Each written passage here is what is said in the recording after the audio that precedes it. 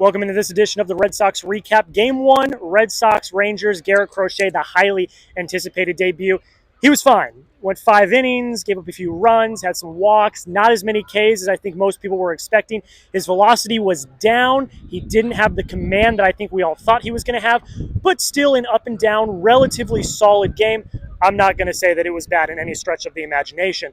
The bullpen looked really good.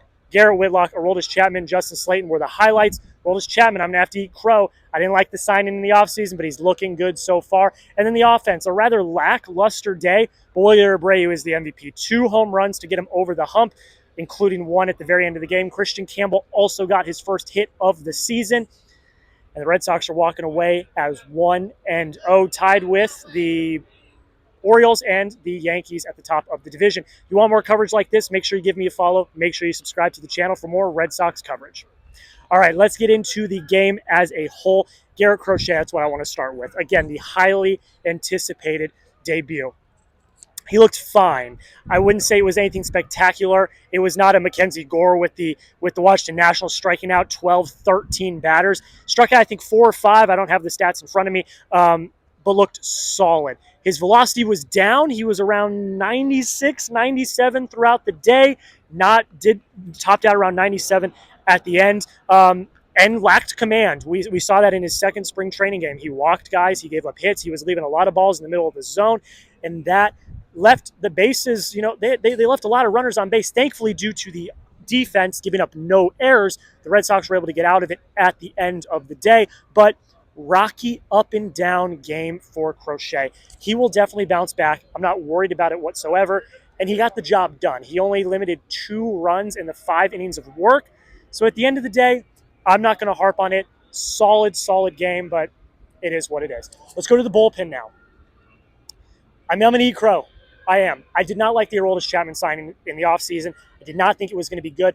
But I think what Andrew Bailey has done and the mentality that he's taken in this direction of Aroldis Chapman, having him limit his velocity and then work more on his off speed, has really helped him find the zone, because that was my biggest issue going into the offseason, was he could not hit the broadside of a barn if it hit him in the face.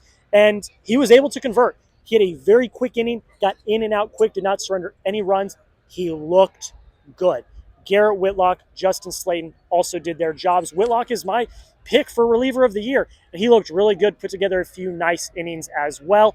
And then Justin Slayton came in to close it out. He was part of that closer battle. He looked good, quick, in and out. And that's the thing, is this bullpen, they got in and out really fast. This was a quick game once we got it going. And once Crochet was finally pulled at the end of the 5th inning, the biggest question was, how was the bullpen going to hold up? And against a really stout, really talented Texas Rangers offense, they looked really, really good. So you guys let me know down below in the comments, what's your confidence level in the bullpen? Scale to 1 to 10. I'm still at around a 7 and 8, but as the season goes on, I'm going to feel a lot better about that. So you guys let me know in the comments. Let me know. Scale of 1 to 10, confidence level in the bullpen. Let's talk about the offense, because that's probably the biggest sticking point of this entire game. Struck out the last time I checked 12 times. Might have had a few more after I stopped keeping count. I tweeted this at some point during the game. This looked like the 2024 Red Sox at points. Bad at bats, bad approaches, not swinging at pitches in the zone, and constantly getting behind in counts. That was the MO of the Red Sox offense in the second half of last season. They did not look like they belonged, and it's the top of their order. Jarren Duran got a hit, but it was at the end of the game. Rafael Devers struck out 3 times, did not look good. Trevor Story did nothing. Bregman did nothing. The top of this lineup, that's supposed to be one of the most high-powered lineups in baseball, did not look good. Horrible approaches at the plate, specifically Jarren Duran and Trevor Story. They were so far out in front of all these pitches that they were not able to execute on anything. They were constantly reaching, constantly in bad counts, and you could tell that they were uncomfortable at the plate. It did not look like the team that was putting up 10-plus runs in Mexico the few days before. The bottom of the lineup really is what did it. Kristian Campbell got his first career hit today.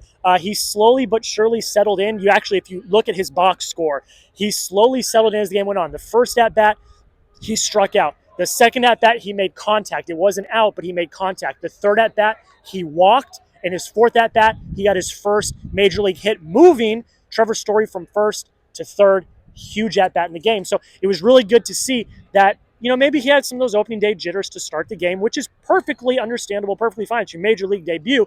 But you watch as he was slowly but surely getting more and more comfortable as the game went on. It's a great sign. It's a sign of maturity. It's a sign of putting together good at-bats. It was really impressive to see. And I'm happy he got his first at-bat, first game of the season. Get it out of the way. Now you can just focus on getting all the other hits for the rest of the season. Cedon looked good. Wong looked okay, but we got to talk about Wilyer Abreu. He's the MVP of the game. 2 home runs today, and this was someone that we were highly concerned about. Did not get a lot of action in spring training due to that GI virus that he had. He lost 10 plus pounds due to that illness and got very limited reps in spring training and did not look good in spring training. He had like 1 or 2 hits the entire time.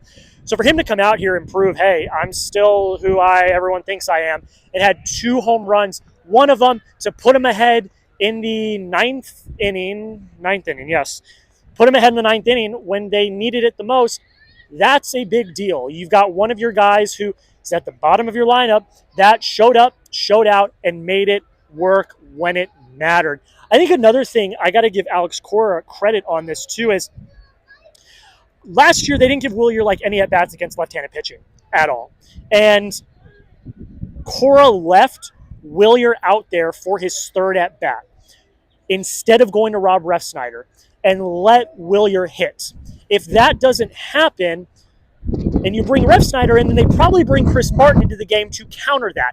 And then how does that game look to end the game? You might not get the Wilyer 3-run home run to give them the lead. So I do have to give a tip of the cap to Alex Cora, showing the love and showing the confidence in Wilyer Abreu to stay in against the lefty relievers and to then eventually lead to that home run in the 9th inning.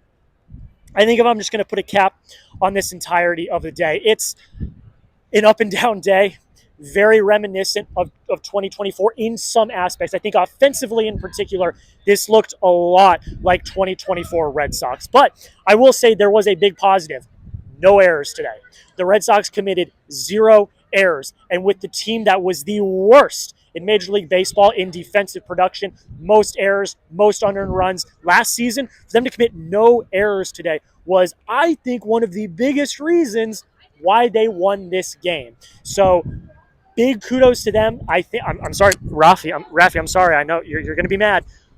Having Alex Bregman at third base is a game changer. I was never worried when a ball got hit to Bregman that he was going to make the play.